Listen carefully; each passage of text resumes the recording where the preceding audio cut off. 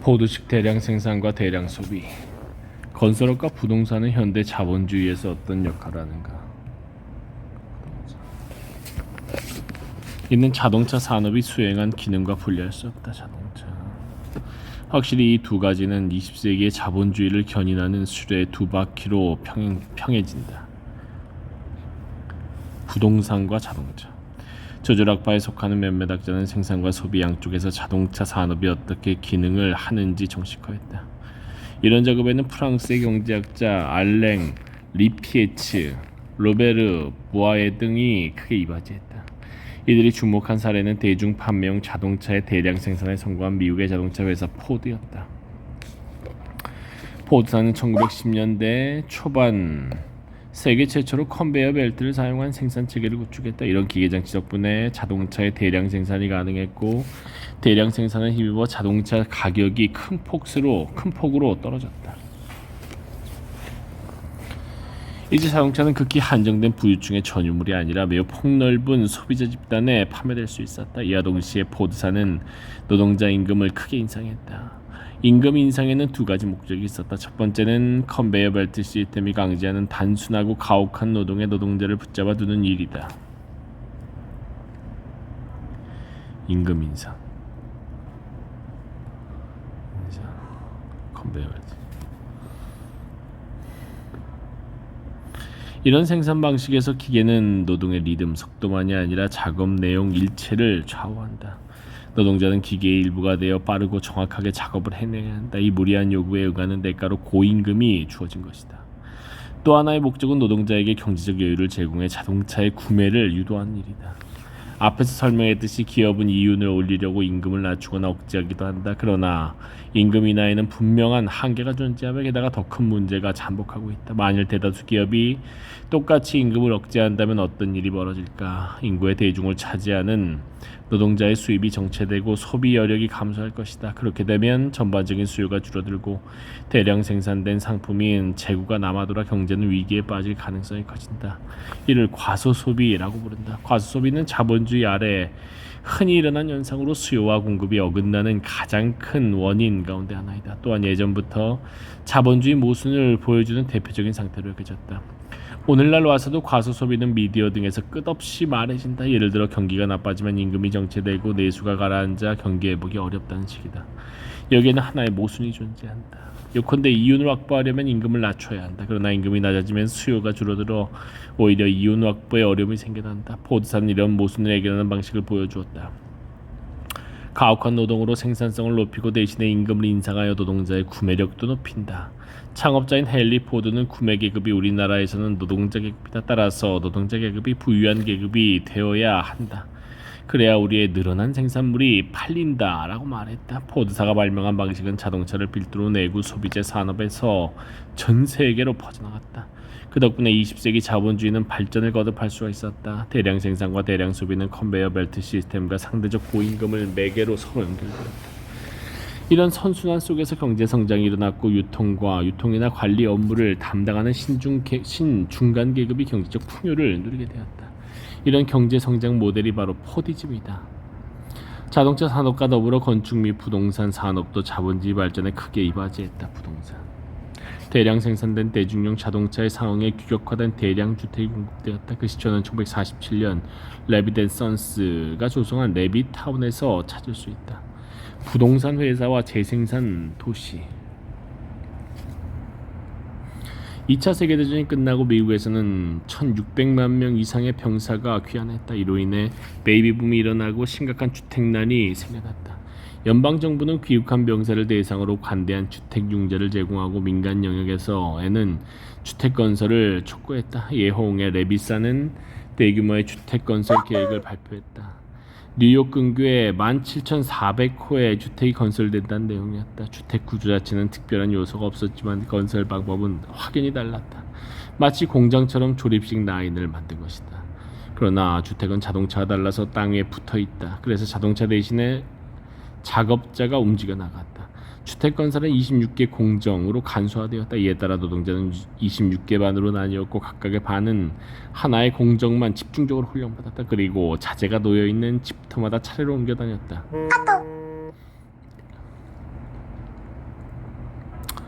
참고로 집터는 60피트 간격으로 나란히 구획되었다. 건설 속도는 매일 36호에 이르렀고 분양을 시작한 당일에만 1,400호가 팔려나갔다. 이 획기적인 건설 방식은 미국 전역으로 곧장 확산되었고 미국의 교외 지역을 장악하기 시작했다. 55년 통계에 따르면 레빗 방식은 새로 착공한 분양 주택 가운데 75%를 차지할 정도였다. 데이비드 헬버스템은 레빗 타운 건설에서 중심 역할을 수행한 윌리엄 레빗에 대해 이렇게 평가했다. 그는 헨리 포드의 대량 생산 방식을 주택 건설에 도입한 사람이다. 미국의 세계에서 가장 위대한 사업가를 헨리 포드라고 한다면 그 다음은 윌리엄 레빗이라고 할 수 있다. 레빗의 방식은 일본에도 도입되어 대규모 주택 건설에 차용되었다. 도쿄, 미쓰이, 세이부 등 부동산 자본이 똑같은 방식으로 분양단지를 건설했다. 그러나 일본에서는 토지의 절대량이 부족해서 미국식 단독주택보다는 교외에 지어진 집합주택, 즉 대규모 단지가 더 중요했다. 공습으로 시가지 대부분이 전소되어 일본의 도시는 미국 이상으로 심각한 주택난에 직면했다. 주택 공급이 절대적으로 부족했기 때문에 수입이 비교적 많은 신중간 계급도 한동안 나가야 생활하거나 새방사를 면치 못했다. 이런 상황은 주택단지 건설로 변하기 시작했다. 55년에 설립된 일본 주택공단은 다음 해인 1956년 오사카의 가나오카 단지, 지바의 이나게 단지를 시초로 대규모 주택단지 건설에 착수했다. 그 당시 주택구조는 EDK를 기본으로 채택했다. 주택단지의 전성기인 1960년대 후반부터 70년대 전반까지는 매년 3만 호 내외의 주택이 공급되었다. 나중에는 사철 필두로 민간 자본도 단지 건설에 뛰어들어 대규모의 교외 공간이 크게 바뀌는 계기가 되었다. 공장과 도심이 생산의 영역에서 포디즘이 작동하는 공간이라면 교외의 주거지나 단지는 소비 즉 재생산 영역에서 포디즘이 작동하는 공간이다. 양쪽 공간은 간선도로와 철도로 연결되었다. 대량 생산과 대량 소비를 결합한 포디즘은 이와 같이 새로운 도시 공간을 창출하고 도시 공간으로 표현되었다.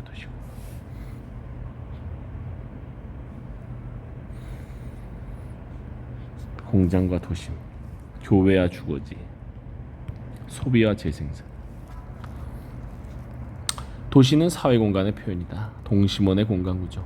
앞에서 봤듯이 카스텔은 집합적 소비의 장으로 도시를 이해하고 이에 근거해 도시 사회학을 다시 규정했다. 그러나 카스텔은 집합적 소비를 둘러싼 문제만 도시 사회학의 연구 대상이라고 여기지 않았다. 그에 못지않게 사회 구조와 공간의 관계도 중요한 문제로 간주했다. 구조. 카스텔에 따르면 도시는 사회 구조가 공간에 투영된 것이다.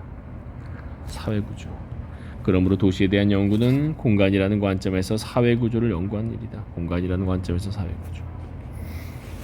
도시에 대한 연구는 공간이라는 관점에서 사회 구조. 바꿔 말하면 사회 구조가 공간을 어떻게 구성하는지 연구하는 것이다. 사회 구조가 공간. 카스텔이 말했듯이 공간 변화는 사회 구조의 변화를 기록하며 그 명세서로 분석되어야 한다. 도시 공간에는 사회 구조가 투영된다는 관점 자체가 새로운 것은 아니다. 도시 공간. 이미 20년대 미국의 사회학자 어니스트 버제스가 시카고를 대상으로 비슷한 주장을 제시했다. 그는 자신의 분석을 바탕으로 도시의 공간 구조를 다음과 같이 도식으로 정리했다. 먼저 가운데는 루프라고 불리는 도심의 중심 업무지대가 위치한다. 그 옆에는 도심을 둘러싼 형태로 오래된 거리와 몇 개의 빈민가가 늘어섰다. 이곳은 변동이 극심한 지역으로 도심이 성장하면 그곳에 흡수됐다. 그래서 버제스는 점이지대라고 불렸다. 점이지대와 마찬가지로 도심 근처에는 교통이 편리한 공장지대가 자리한다. 공장지대 바깥에는 노동자 주택기후가 생겨났다. 가까운 공장지대로 통근이 편리한 탓이다. 노동자 주택지구 바깥에는 환경이 좋은 중산층 주택지대가 발전했다. 이곳에는 도심으로 통근하는 신중간 계급이 많이 살았다. 중산층 주택지대 바깥에는 교외와 위성도시가 자리하고 통근자 주택지대가 형성되었다. 이것이 사회학 인문에서 단골로 등장하는 동심원 지대론이다. 이는 어디까지나 단순화된 모델이지만 동심원의 공간 구조는 명확하게 사회의 격차 구조와 대응한다. 중심에는 업무지대가 자리하고 그 바깥에는 쇠퇴하는 빈민가, 노동자 계급의 주택지, 신중간 계급의 주택지가 차례로 들어선다. 가장 바깥에 자리한 통근자 주택지대의 성격에 대해서는 버제스가 자세히 서술하지 않지만 일부는 고급 주택지로 이루어지고 중산층 지대보다 약간 질이 떨어지는 주거지가 곳곳에 흩어진 형태로 생각하면 좋을 것이다. 예를 들어 레비타운이나 교외 주택단지가 이런 지역에 속한다. 카스텔은 버제스의 동심원 지대론이 연구의 출발점이 되었다고 인정한다. 그러나 그는 동심원 지대론이 미국 중심의 설명 방식이라고 비판한다. 확실히 그 이론은 성장 속도가 빨랐던 미국의 많은 도시에는 들어맞지만 조건이 다른 외국의 도시에는 대체로 적용되지 않는다. 예를 들어 유럽의 도시에서는 엘리트 계급이 중심부의 배타적 주거지에 살면서 도시의 문화나 역사를 전유하는 경향이 있다. 반면에 노동자 계급이나 신중간 계급의 하층 부분은 교외 지역에 분포한다. 이는 부유한 시민이 성벽 안에 살고 하층 계급이 바깥에 살아가는 중세 도시의 전통과 무관하지 않을 것이다. 생태계로서의 도시 모델, 버제스의 오류는 어디에서 기인하는 것일까?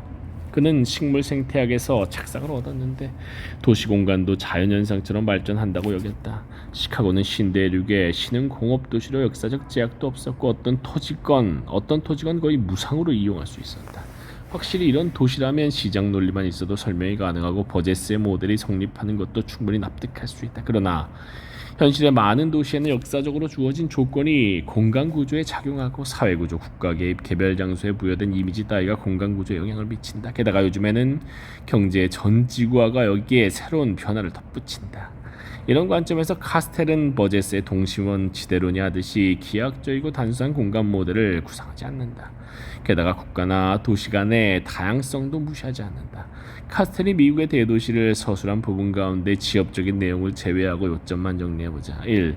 중심 업무지대에는 지시와 관리 활동이 집중되고 정치, 경제, 문화의 중심지 성격이 강화된다. 그 주변에는 젠트리피케이션이 진행되고 상류 계급의 거주지가 형성된다. 이곳을 둘러싼 지역은 지속적으로 쇠퇴하여 빈곤화된 노동자나 마이너리티 인구가 살아가는 곳이 된다. 단 그 일부에는 이민이 집중되어 되살아나는 지역도 있다. 도시의 먼 외곽에는 시경계를 넘어 교외 지역이 펼쳐지고 그곳에서는 생활과 노동의 패턴이 점점 더 개인화 다양화된다. 또한 그 바깥에 자리한 전원 지역과 준전원 지역, 전원 지역으로 활동이나 거주의 장이 불규칙하게 뻗어온다. 여기서 보듯이 카스텔은 버제스의 도시 가운데 몇 가지를 계승하면서도 새로운 현상에 입각해 대도시 현상을 다시 설명한다. 새로운 현상이란 예컨대 도시의 중추 기능이 글로벌 시티로 집중되고 글로벌 시티 부유층과 빈곤층 사이에 양극화가 일어나며 이주민이 대폭 늘어난다는 말이다. 유럽의 도시는 어떨까? 카스텔은 미국의 도시를 자세히 다루지만 유럽에 관해서는 분명한 도식을 제시하지 않는다. 다만 교외 지역에 대해서는 간략한 설명을 남겼다. 유럽에서는 중심 도시의 엘리트 계급이 거주하고 그 주변으로 교외 지역이 존재한다. 교외는 사회적 다양성이 증가하면서 몇 개의 주거 지역으로 분화한다. 어떤 곳에는 전형적인 노동자 계급이 자가로 살아가고 뉴타운 지역에는 젊고 소득이 낮은 중간 계급이 진출하며 공용주택 단지에는 이주민이나 빈곤층이 분포한다. 이처럼 소속된 계급과 거주하는 장소 사이에는 대응 관계가 성립한다. 서로 다른 장소에 서로 다른 계급이 살아가는 이른바 거주지 분리의 구조가 존재한다. 이런 대응 관계는 어떻게 형성되는 것일까? 버제스 자신은 이 점에 관해 자세히 설명하지 않지만 대체로 다음과 같은 과정을 상정했다. 저미지대는 도시의 과거 경계 지역에 속하며 주택이 낡았고 생활 환경이 나쁘다. 도시로 이주한 사람은 처음에는 이곳에 정착하지만 더 좋은 주거 조건을 찾아 바깥 지역으로 옮겨간다. 어떤 사람은 근무지와 가까운 곳에 살면서 교통비를 절약하려고 한다. 이들은 저미지대 바로 바깥에 정착하고 노동자 주택지를 형성한다. 반면에 어떤 사람은 자동차를 사는 등 더 많은 교통비를 부담하고 더 멀리 나아간다. 그들은 도심 외곽의 쾌적한 환경으로 이동하고 중산층 주택지대를 형성한다. 그리고 도심 주변에는 이주할 능력이 없는 빈곤층만 남겨진다. 이런 사람 도시로 갓 진입한 자들과 저미지대에 함께 거주한다. 이런 과정은 버제스가 인정하듯이 생물학적 모델과 매우 비슷하다. 황야에서 식물 군락이 퍼져나갈 때 각각의 종마다 동심원 구조를 만드는데 바로 이것이 버제스에서 시작된 도시 연구가 인간 생태학 또는 도시 생태학이라고 불리는 이유다. 이에 비해 르페르브는 자본주의의 동학과 개혁간 대립이 도시 공간을 만든다고 주장했다. 그에 따르면 도시라는 것은 무릇 토지 위에 사회가 투영된 것이며 도시 공간은 각각의 이해를 추구하는 각각의 계급 전략에 따라 형성된다. 이런 전략은 계급 간 분리를 지향하는 경향이 있고 그렇기 때문에 유대인, 흑인, 지식인, 노동자, 상류층 등이 각각 계토를 구축한다. 도시계획은 공간 형성에 이런 계급적 토대와 맞물려 일종의 상부 구조로 작용한다. 건축가는 스스로 원하건 아니건 간에 사람들의 소득, 규범, 가치 등에 따라 건물을 짓는다. 그 결과 계급 간 분리는 더욱더 강해진다. 이런 점에서 도시계획은 당연하게도 계급에 근거한다. 그 배후에는 자본주의의 지속을 노리는 지배계급의 의도 역시 작용한다. 계급 간 공간적 분리는 노동자 계급을 도시의 주변으로 분산하고 결과적으로 그들에 대한 지배와 관리를 수월하게 만들었다. 게다가 앞에서 서술했듯이 공간의 생산은 자본의 커다란 이익을 안겨주고 이윤율 저하도 실제로 막아주었다. 이런 일은 도시계획이라는 명분 아래 특히 휴머니즘과 기술 합리성의 외양 아래 이루어졌다. 이처럼 겉으로 보기에는 도시구조의 변화가 생태학적 과정이나 식물 군락의 활동과 비슷해 보여도 그 배후에는 이해관계를 달리하는 계급 간의 역학이 작동하고 있다. 의도적인 도시구축.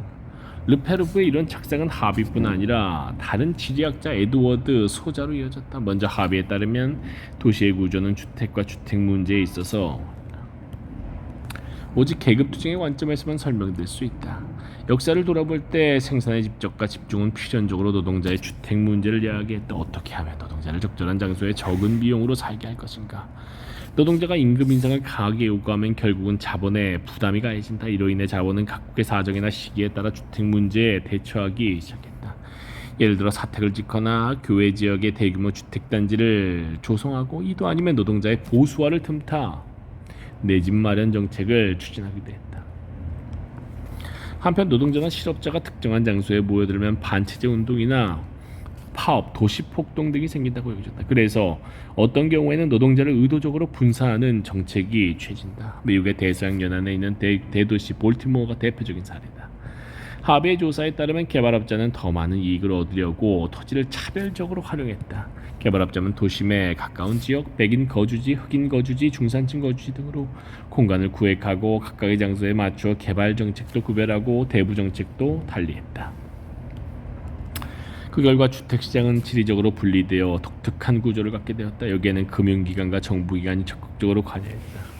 이런 거주지 분화는 인간의 의도를 벗어난 현상도 아니었고 생태적 과정과 유사한 자연현상도 아니었다. 마찬가지로 소자는 도시의 공간 구성이 정치와 이데올로기 또는 모순과 투쟁으로 가득한 사회적 산물이라고 주장하고 이 점을 무시하는 도시 생태학의 기하학 모델을 가차없이 비판했다. 그리고 로스앤젤레스 사례를 들어 자신의 주장을 증명하려고 했다. 예를 들어 소자는 공업화의 진전, 군사 거점이라는 기능, 그 이후 탈공업화 과정, 노동조합의 쇠퇴, 비숙련, 저임금, 노동자의 증가, 이주민의 유입, 중심부를 재생하려는 민간 캠페인 등이 도시의 공간 구조를 어떻게 바꿨는지 추적했다. 이런 연구를 토대로 소자는 북미 도시의 모형도를 작성했다. 가장 중심에는 중심 업무지구가 위치하고 그 주변으로 공업지대, 마이너리티 게토가 위치한다. 그리고 그 바깥에는 노동자 계급의 주택이 애둘러 자리한다. 이렇게 보면 버제스의 동심원 모델과 공통점이 확인된다. 그러나 차이점도 적지 않다.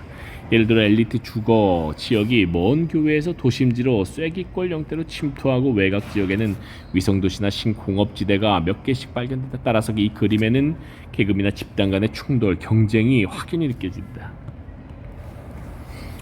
도시는 계급 구조를 재생산한다. 알티셀의 이데올로기론. 하베에 따르면 도시의 공간 구조는 자본주의 사회의 계급 구조를 재생산하는 데 기여한다.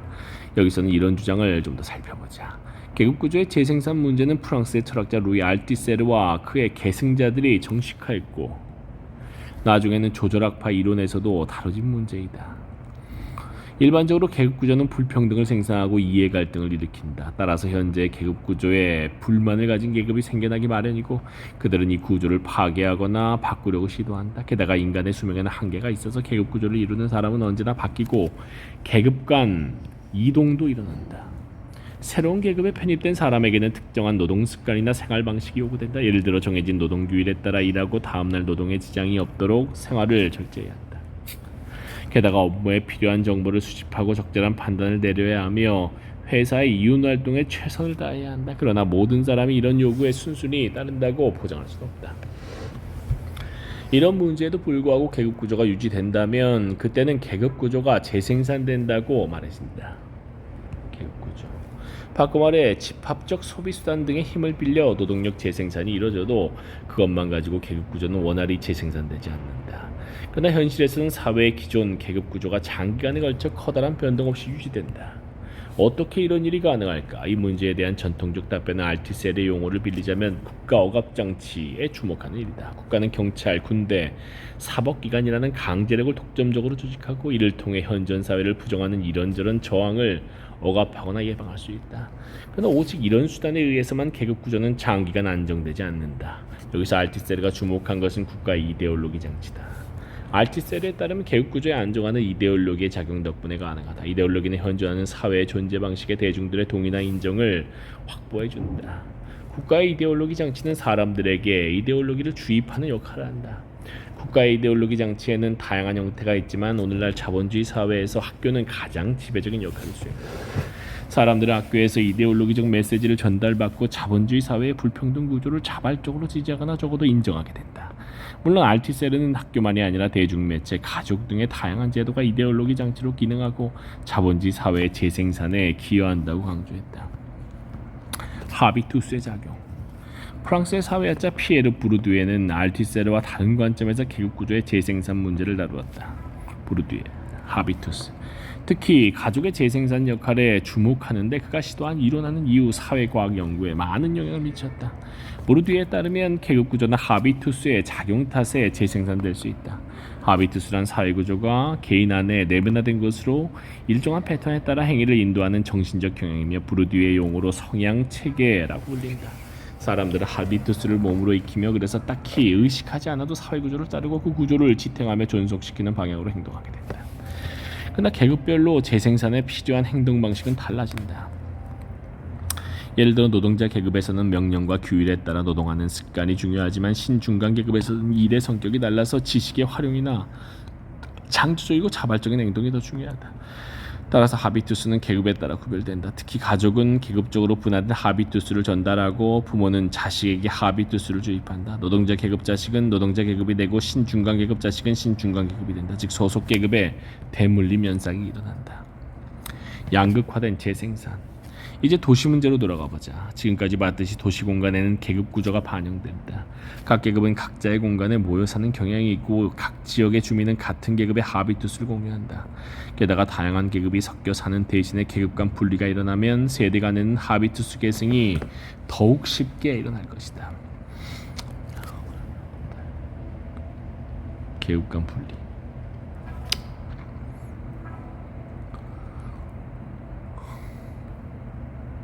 합의에 따르면 각각의 주거 지역에는 특색 있는 환경이 존재하고 이것이 사람들의 가치관, 기대, 소비 습관, 시장 가용성, 직업 능력 따위를 결정한다. 여기서 시장 가용성이란 영국의 사회학자 앤서니 기든스의 용어로 시장 가용성, 노동시장에서 유리하게 작용하는 기술, 학력 따위를 말한다.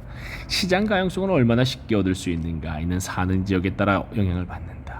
학교나 정보에 대한 접근성이 달라지고 주변에서 얻을 수 있는 사회적 경험도 다르기 때문이다. 결과적으로 화이트 칼라 노동자는 화이트 칼라 주거 지역에서 재생산되고 블루 칼라 노동자는 블루 칼라 주거 지역에서 재생산된다. 이른바 기회의 구조화가 이루어진다. 공동체란 재생산의 장소이고 그곳에서 생산의 장에 어울리는 노동력이 재생산된다. 더 구체적으로 합의는 주거 지역별 차이를 다음과 같이 지적한다. 노동자 계급의 주거 지역에는 노동자로 재생산하는 가치관이 형성되고 강화된다. 주민들 사이에는 서로 간의 물건이나 서비스를 주고받는 호혜적 관계가 존재하지만 이는 힘든 생활 속에서 방어 수단으로 발전한 산물이다. 이에 비해 교외에 거주하는 화이트 칼라 노동자는 몸에 새겨진 교양과 독특한 노동 조건 탓에 경쟁적 개인주의와 소유자 개인주의에 젖어 있고 이런 이데올로기는 교외풍의 소비 양식과 결합된다. 정리하자면 도시는 집합적 소비수단이 몰려있는 노동력 재생산의 장이지만 거기서 재생산되는 것은 결코 추상적으로 균질한 노동력이 아니다. 계급적으로 분화된 노동력이 재생산되는 것이다. 일본의 도시 연구. 이제까지 우리는 새로운 도시 사회학이나 경제 지리학 등의 연구 동향을 살펴봤다. 이는 일본에서도 일찍부터 주목받아 주요 저작이 소개되었고 일본의 도시 연구에도 많은 영향을 끼쳤다. 그러나 적어도 도시 사회학 분야에 한정해 본다면 소비의 장과 생산의 장이라는 도시의 관점은 반드시 새로운 시각은 아니다. 소비와 생산. 왜냐하면 일본에서도 마르크스주의의 영향 아래 도시를 생산과 소비의 장으로 파악한 연구 경향이 있었기 때문이다. 재정학자 미야모토 게니치는 그 대표 인물로 꼽힌다. 미야모토는 이미 1960년대부터 사회적 공동 소비 수단, 사회적 일반 생산 수단이라는 용어를 사용했고, 이런 수단이 현대 자본주의 안에서 어떤 역할을 하는지 분석했다. 전자는 카스텔이 집합적 소비 수단이라고 부른 것으로 공공적 성격의 소비 수단을, 말하며 후자는 하비가 생산의 건조 환경이라고 부른 고종자본 또는 생산 활동의 일반적 조건을 가리킨다. 미야모토에 따르면 도시에는 주택, 에너지 시설, 상하수도, 학교, 병원 등의 사회적 공공 소비 수단이 직접된다. 도시에는. 그러나 국가가 자본의 요구에 따라 사회적 일반 생산 수단의 정비를 먼저 시도하면 사회적 공동 소비 수단의 공급이 지연되고, 일반 생산 수단, 공동 생산 수단, 이로부터 여러 가지 도시 문제가 생겨난다. 비록 재정학자라는 한계 탓에 카스텔처럼 재생산 문제를 다양한 도시 현상과 연결하거나 공간의 생산 문제로 확장하지 못했지만, 미야모토는 용어의 사용법이나 여러 가지 면에서 최근의 연구를 선취하고 있다. 미야모토가 주장한 두 개념은 그 이후 도시 문제나 지역 개발을 논할 때 필수 개념으로 여겨졌다. 일본 재정학에서는 표준 개념 가운데 하나가 되었고, 지역 정책 연구에서도 널리 사용되었다. 이와는 별도로 일본의 도시 사회학에서는 사람들이 공유하는 문제를 상호 부조가 아니라 전문 기관의 전문적 처리에 의존한다는 점에서 도시 생활의 특징을 찾았고, 이를 도시적 생활 양식이라고 불렀다. 노동력 재생산에 주목한 카스텔이나 미야모토 주장과 비교하면 전문기관의 전문 처리라는 개념에는 이론적 명쾌함이 조금 부족하지만 그런대로 동일한 문제에 주목한 것이다. 이처럼 일본의 도시 연구에는 도시를 소비와 생산의 장으로 파악한 관점이 이미 존재한다. 소비와 생산. 그러나 사회구조의 공간적 표현이라는 관점이 사회구조의 공간적 표현이라는 관점이 일본의 도시 연구에 존재했는지 여부는 다소 판단하기 어렵다. 사회 구조의 공간적 표현. 물론 주민의 직업이나 연령, 가족 구성 등의 사회적 특성을 지도상에 표시하거나 그 분포의 특징을 명확하게 보여주는 통계 연구가 있었다. 사실 매우 방대한 연구가 오래전부터 이루어졌고, 그만큼 많은 자료가 축적되었다. 도시사회학 분야에서 구라사와 스스무 연구팀이 작성한 사회지도 연구는 가장 먼저 언급할 가치가 있다. 그 성과는 두 권의 포괄적인 전문서로 나와 있다. 1975년 국세조사를 기본 데이터로 도쿄의 사회지도가 작성되었고, 1990년 국세조사 및 관련 자료를 바탕으로 도쿄권의 사회지도가 출간되었다. 이는 데이터의 방대함과 분석의 체계성 면에서 확실히 놀라운 수준의 연구였다. 그러나 그 목적은 어디까지나 도쿄 및 그 주변의 공간 구조를 밝히는 데만 한정되었다. 거기에는 카스텔이나 하비처럼 공간 구조를 사회 구조의 반영으로 보거나 자본주의 동학의 구성한 산물로 분석하려는 의도가 전혀 없었다. 데이터의 종류나 계량 분석 방법에서는 공통점이 존재하지만 문제를 바라보는 관점이 달랐던 것이다. 그러나 최근에는 도시가 양극화된다는 카스텔이나 사센의 가설을 데이터로 검증하려는 실증 연구가 이루어지고 있다. 양극화. 예를 들어 도쿄, 오사카 같은 대도시를 대상으로 기초자치, 단체별 자료를 분석하거나 도심과의 거리 권역별 자료를 사용해 양극화 가설이 타당한지 여부를 검증하고 있다. 이런 식의 연구는 개인 또는 소규모 집단에서 이루어지는 경우가 많았다. 데이터의 포괄성이라는 점에서 구라사와 연구팀의 대규모 작업에는 비교할 수 없지만, 사회 전체의 구조 변화를 시야에 놓고 카스텔이나 사센의 가설을 직접적으로 검증한다는 점에서 이런 연구는 주목할 가치가 충분하다. 이 책의 4장에서도 비슷한 관점에서 도쿄를 분석하려고 한다. 그러나 이런 연구가 진행되기 훨씬 전부터 일본에서는 도시 내 격차를 다루는 이런저런 담론이 존재했다. 이런 담론에는 객관적 근거가 얼마간 부족하지만 각각의 지역 특색, 사람들의 생활이나 의식에서 나타난 낙차, 거기서 생겨난 갈등과 여러 어려움 등이 다채롭게 묘사된다. 게다가 이런 담론 속에는 사회과학 연구가 무시하거나 채택하기 어려운 몇 가지 분류 기준이 사용된다. 예를 들어 시타마치와 야마노테, 강 건너 이쪽과 저쪽, 언덕 아래와 위 같은 기준이 등장한다. 도시의 격차를 명확히 하는 데는 양적인 데이터 분석이 반드시 필요하다. 그러나 데이터 분석은 자칫 무미건조한 느낌이 들어 그것이 의미하는 바를 구체적 이미지로 전달하는 데 어려움이 따른다. 다음 장에서는 이런 문제를 극복하기 위해 몇 가지 담론을 먼저 살펴보고자 한다. 두 개의 세계, 시타마치와 야마노테. 시타마치와 야마노테 담론사. 도심을 가르는 국경. 야마노테와 시타마치 호녀라 고바야시 노부이코. 도쿄 중심부와 그 주변의 시가지는 시타마치와 야마노테로 크게 나눌 수 있다. 지질학적으로 말하면 시타마치는 바다에 가깝고 해발 고도가 낮은 충적저지이고 야마노테는 시타마치보다 해발 고도가 높은 홍적대지이다. 이 홍적대지를 무사시 노대지라고 하는데, 홍적대지의 서쪽은 도심에서 약 45km 떨어진 오메시까지 뻗어나가고 동쪽의 끝은 도심과 맞닿아 있다. 이 도심에 가까운 부분이 야마노테 대지라고 불린다. 그러나 두 지역 사이에는 이런 지형의 차이뿐 아니라 사회적 차이가 존재한다. 이게 중요한 거지. 간략히 말하면 에도 시대 시타마치는 존인이 살아가는 곳이며 야마노테는 무사가 살아가는 곳이었다. 근대에 들어와 시타마치는 노동자나 자영업자 등 서민이 거주하는 지역이 되었고, 야마노테는 유복한 중산계급 이상이 거주하는 곳이 되었다. 물론 두 지역 사이에는 계급 차이만이 아니라 경제적 격차도 존재한다. 1932년에 태어난 작가 고바야시 노부이코는 자기 자신을 야마노테와 시타마치의 혼혈이라고 말한다. 왜냐하면 원래 본가는 시타마치의 니온바시구 료고쿠에 있었고, 자신의 어머니가 야마노테 아카사카구 아오야마미 나미초 출신으로 시타마치 동네로 시집을 왔기 때문이다. 고바야시에 따르면 이런 표현을 어색하게 느끼는 사람이 있다면 그는 야마노테와 시타마치 사이의 물리적, 정신적 거리를 이해하지 못하는 것이다. 그 당시 시타마치와 야마노테는 사람들의 직업부터 풍속, 습관, 언어에 이르기까지 모든 것이 달라서 다른 나라라고 불려도 이상하지 않은 완전히 다른 세계로 여겨졌다. 한편 고바야시는 시타마치에서 야마노테로 넘어간 월경자이기도 했다. 전쟁이 끝나고 몇 년 후 그는 야마노테 분교쿠 오스카에 위치한 국립대학 부속고등학교에 다녔다. 그 자신도 시타마치는 문화적으로 뒤처져 있다고 여기며 야마노테의 생활을 동경했지만 야마노테 출신인 그분들과 좁힐 수 없는 간격을 느끼곤 했다. 어느 날 친구와 말다툼을 하던 중 시타마치 말투로 반박하자 상대는 너 말투가 되게 웃긴다 라고 하면서 비웃었다. 그 눈빛은 마치 재주 부리는 곰을 보던 듯 했다. 이렇게 너는 야마노테 사람이 아니냐라고 선고받은 일이 심심찮게 일어났고 그때마다 서글픈 생각이 들었다고 한다. 고바야시는 최근까지도 시타마치와 야마노테 사이의 간극을 주제로 작품 활동을 펼치고 있다. 예를 들어 이스트 사이드 왈츠 같은 소설이 대표적이다.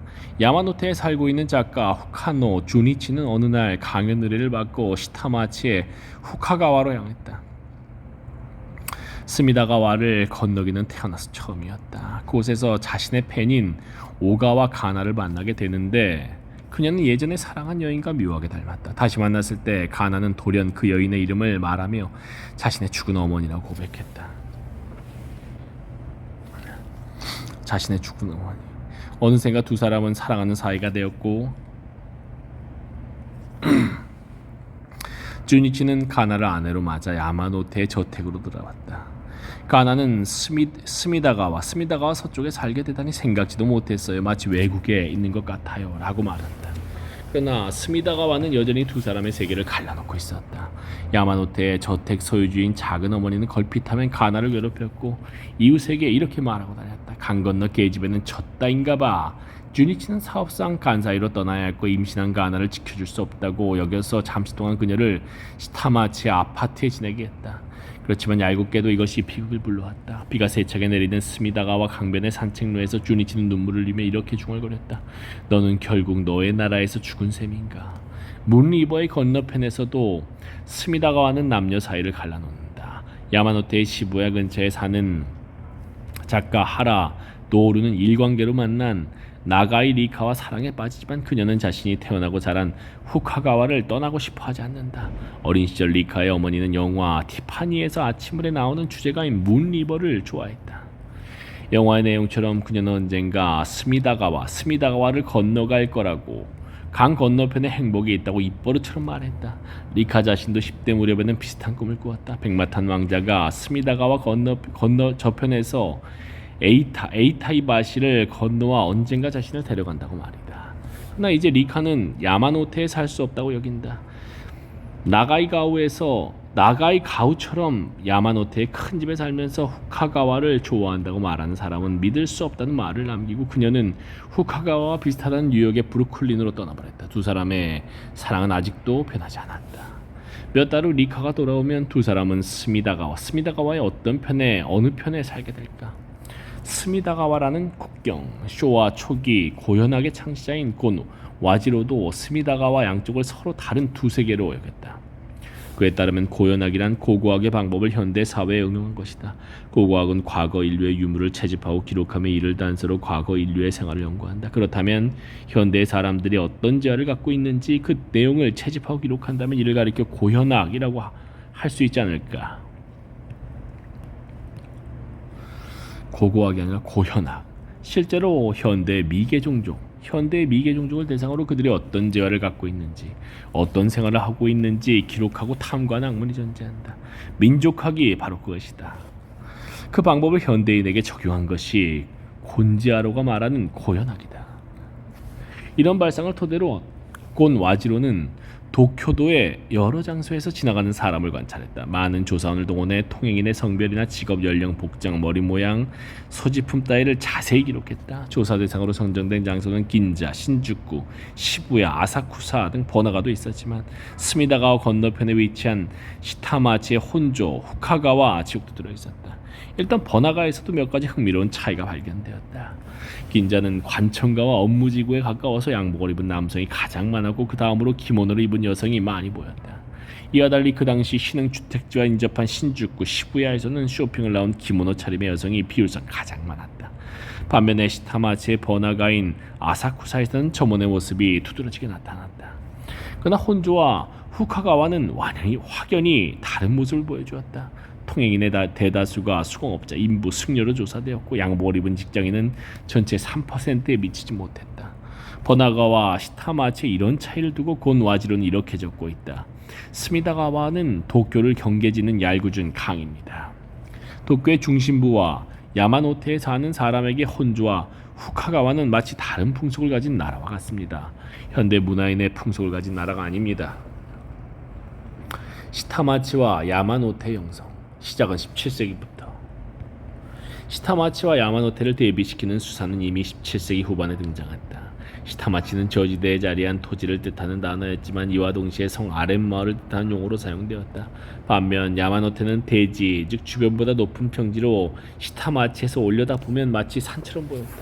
해발 고도는 후카가와가 대략 0m, 아사쿠사나 니온바시가 3m 정도인데 아오야마나 고지마치 주변은 20m에서 30m 내로 두 지역 사이에는 상당한 고도 차이가 존재한다.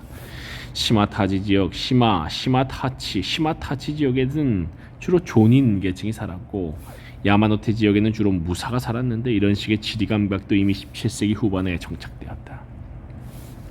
요컨대 시타마치와 야마노테라는 대비는 지형에 따른 구별이자 신분에 따른 거주지의 분리 패턴을 보여준다. 조니는 저지대 상가나 나가야에 살고 무사는 고지대 저택에 거주한다. 그렇다고 이런 분리가 절대적 법칙은 아니다. 실제로 시타마치 쪽에도 무사가 많이 살았다. 예를 들어 우에노나 니온바시 동쪽 저지대 지역이 그랬고 스미다가와 건너편의 혼조에도 무사의 저택이 제법 많았다. 주신구라에 가신 기라 고즈케 노스케의 저택도 혼조 마스자카조에 있었다. 마찬가지로 야마노테에서도 도로에 접한 곳에는 조닌지가 많아서 상점들이 나란히 늘어섰다. 또 강줄기가 맞지않은 골짜기 부근에도 시타마치가 야마노테로 더듬이 뻗듯이 들어와 조닌지가 만들어졌다. 그러나 전체적으로 보면 조닌은 저지대 그리고 무사는 고지대에 거주하는 패턴이 지배적 형태로 나타났다. 다만 에도의 시가지는 오늘날 도쿄에 비하면 매우 작아서 에도성과 그 주변의 3-4km 정도만 해당한다. 그러니까 에도 시대에는 시타마치와 야마노테의 구별이 오늘날 도쿄의 도심에 한정되었다. 혼조와 후카가와는 현재 시타마치의 중심지로 여겨지지만 원래는 에도 지역에 포함되지 않았다. 그렇지만 메이지 유신 이후 도쿄가 발전을 거듭하면서 시가지는 혼조와 후카가와를 지나 스미다가와 동쪽에 더 깊은 곳으로 확장되었다. 이곳에는 상인, 수공업자, 일용직, 잡부가 에도 시대와 비슷한 형태로 살았지만 근대식 공장이 진출하면서 이제는 노동자 계급이 점점 더 늘기 시작했다. 한편 야마노테 지역에는 메이지 유신 이후 무사가 떠난 자리에 대학이나 관공서, 대사관, 군사시설 등이 많이 세워졌다. 사초 지방을 비롯한 전국 각지에서 새로운 특권 계급이 이주했고 공무원, 회사원, 학자 등 신중간 계급이 살게 되면서 야마노테는 깨끗하고 전망이 좋은 주택지로 변해갔다. 주택지의 범위는 점차 확대되어 대지의 서쪽 깊숙한 곳으로 뻗어나갔다. 이처럼 시타마치와 야마노테는 각자 변화를 겪으면서 동과 서로 확장되기 시작했다. 관동 대지진 이후 독두려쳐진 구조. 1923년 관동 대지진이 일어나자 이런 경향은 더욱더 빨라졌다. 지진으로 많은 사람이 집이나 직장을 잃었고 도심의 인구는 급격히 줄어들었다. 복구가 진행되면서 도심의 인구는 다시 늘어났지만 파괴된 도심에서의 생활이 꺼려져 주변 지역으로 이주한 사람도 많았다. 도심을 벗어난 사람들은 에바라군, 도요타마군, 기타토시마군, 미나미 아다치군 등으로 옮겨갔다. 현재 지명으로 말하면 도쿄 왕간의 시나가와구, 오타구를 시작으로 시계 방향으로 메구로이 등을 거쳐 가스 시각구 이르는 지역이다. 이처럼 도심을 둘러싸고 교외 지역의 인구가 급격히 늘어났다. 이 지역이 도쿄시에 편입된 것은 1932년의 일이다. 이 지역은 현재 도쿄 23구에 속해 있지만 그때까지만 해도 농촌이나 들판에 불과했다. 그러나 이주지는 무작위로 선택되지 않았다. 주택지가 확장되긴 했지만 동쪽 저지대는 서민의 마을이고 서쪽 고지대는 중산계급 이상이 산다는 거주의 기본 패턴이 유지되었다. 특권계급이나 신중간계급 그리고 시타마치의 부유층 일부는 서쪽 스기나미, 세타가야 등으로 옮겨갔고 노동자 계급은 스미다가와 동쪽의 오지와 북쪽에 등으로 거주지를 넓혀갔다. 시타마치와 야마노테는 현재의 도심을 양분하는 구 시타마치와 구 야마노테를 둘러싸고 확대된 형태로 재편되었다. 오늘날 우리가 떠올리는 시타마치와 야마노테 이미지는 이런 과정을 거쳐 완성되었다. 그 경위에 관해서는 다음 절에서 자세히 다루겠지만 그 변화 과정에서 시타마치와 야마노테의 대비는 많은 사람의 이목을 끌었다. 그리고 신문이나 잡지, 서적 등 인쇄 매체가 발달하면서 시타마치와 야마노테는 많은 담론의 주제가 되었다. 바로 이것이 오늘날 다양하게 제시되는 도시론의 기초라고 할 수 있다. 시타마치 문화, 야마노테 문화, 도쿄 15구에서 23구로. 시타마치와 야마노테에 관한 초기 저술로는 히라데 고지로의 도쿄 풍속지 상권이 꼽힌다. 그 책의 서도에는 풍토 및 시정의 모습이라는 장이 있는데 도쿄의 지리적 위치, 15구로 나누어진 도쿄의 모습, 도쿄의 기후적 특징이 소개된다. 그 뒤 도쿄의 지형에 관해 이렇게 설명하고 있다. 서남의 형세는 구릉이 이어져 있지만 동북은 대체로 평탄한 편이다. 서남의 구릉지대를 야마노테라고 부르고 동북의 평탄한 지대를 시타마치라고 부른다.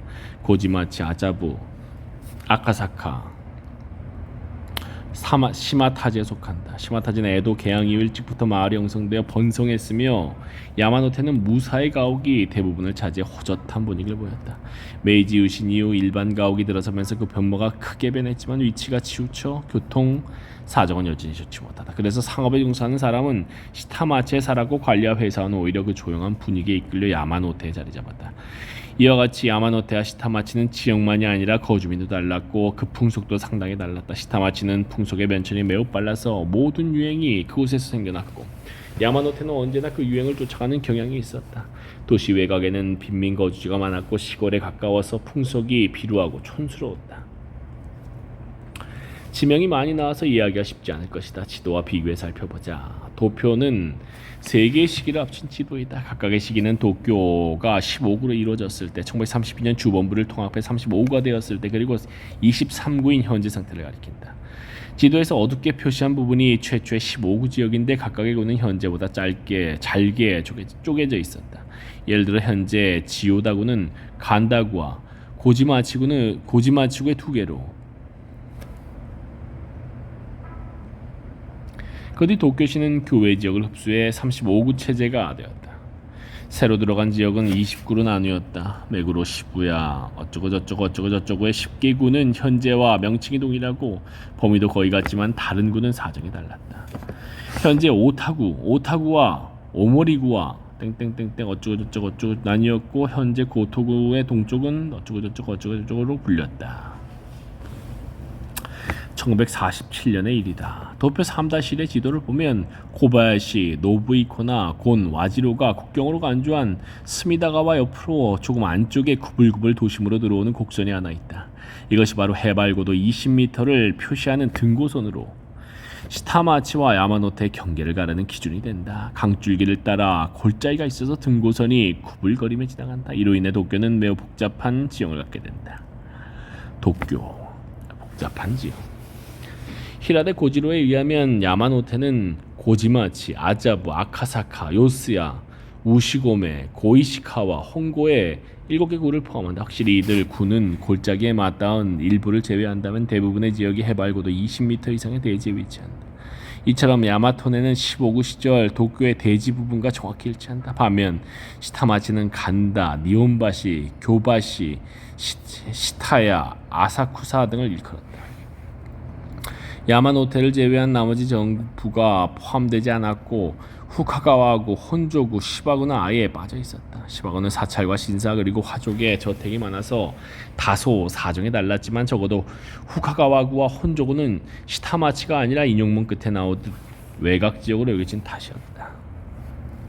흥미로운 사실은 시타마치와 야마노테의 차이를 언급한 부분이다. 시타마치는 매우 번화하고 교통도 편리해서 상인이 모여들었다. 반면에 야마노테는 한적하고 교통이 불편하지만 점차 상가가 늘어나면서 조용한 장소를 선호하는 관리나 회사원이 거주하기 시작했다. 새로운 풍속이나 유행을 창조하는 장소는 시타마치였고 야마노테는 그 풍속과 유행을 쫓아갔다. 시타마치. 즉 경제, 문화, 교통 등 다방면에서 시타마치 쪽에 앞서 있었고 야마노테는 한적한 주택지로 여기져 신중간 계급 가운데 특정 계층만 선호했다는 도식이 엿보인다. 물론 주민들의 사회적 위치로 보자면 시타마치가 아래쪽에 있고 야마노테가 위쪽에 있다는 사실은 부정할 수 없다.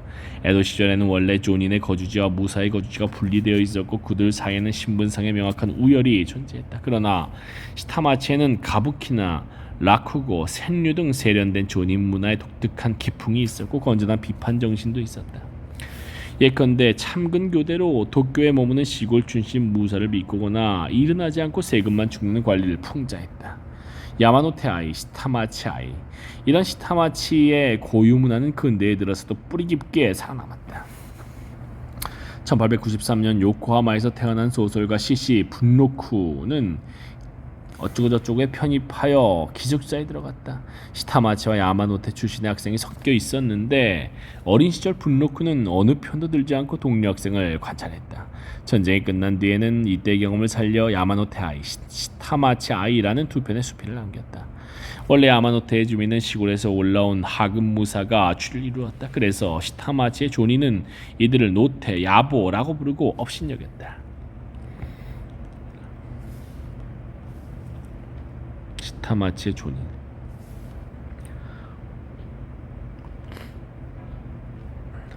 그러나 세대가 바뀌면서 야마노테 주민도 도시 사람이 되었고 야마노테 주민과 시타마치 주민의 사회적 위치도 변하게 되었다. 야마노테 아이들은 기업가의 자식이 많았고 시타마치 아이를 마치코, 시골 아이, 시타마치 아이라고 놀렸다.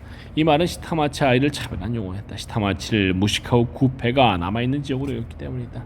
그렇지만 내심으로는 마치코의 자유로운 생활을 부러워하는 측면도 있었다. 둘 사이에는 다음과 같은 생활상의 차이가 존재했기 때문이다. 마치코는 부모에게서 용돈을 많이 받았고 물건을 사거나 음식을 사 먹어도 혼나지 않았다. 귀가 시간이나 공부 시간도 통제하지 않았고 자유롭고 관대한 세계에 살았다. 그래서 마치코는 스스로 먹고 쾌활해서 배우의 말투나 라쿠코 따위를 따라했지만 야마노테 아이들은 재주도 없고 수줍음도 많이 탔다. 마치코는 어른들의 세계에 섞여 놀았지만 야마노테 아이들은 절대로 그곳에 들어갈 수 없었다. 입는 것도 마치코는 비단으로 만든 옷을 입었지만 야마노테 아이들은 수수한 무늬가 들어간 감색의 무명 옷만 입어야 했다. 여자들의 기질을 따랐다. 소설가 하세가와 시구레와 오카다 야치오는 1910년 시타마치 여자와 야마노테 여자라는 수필에서 이렇게 적고 있다. 시타마치 여자는 에도 정치를 간직하고 있어서 호들갑스럽고 감정적인 성향이 있지만 화가 나도 금방 잊어버리고 뒤끝이 없다. 이에 비해 야마노테 여자는 의지가 강하고 지혜롭지만 냉정한 면이 있어서 행상인을 함부로 부른다. 경칙은 생략하고 어이, 두부집, 생선집이라고 부른다. 인력거꾼에게 수고했다는 인사도 하지 않는다. 게다가 뒤끝도 있어서 험담이라도 한번 들으면 그 원한을 끝까지 잊지 않는다. 참고로 이 글에서는 니온바시나 교바시뿐만 아니라 후카가와의 혼조도 시타마치에 집어넣었다. 도쿄 풍속지로부터 10년 남짓 흘렀을 뿐인데 시타마치로 여겨지는 범위가 점점 더 커지고 있었다. 재밌구만. 105쪽까지 50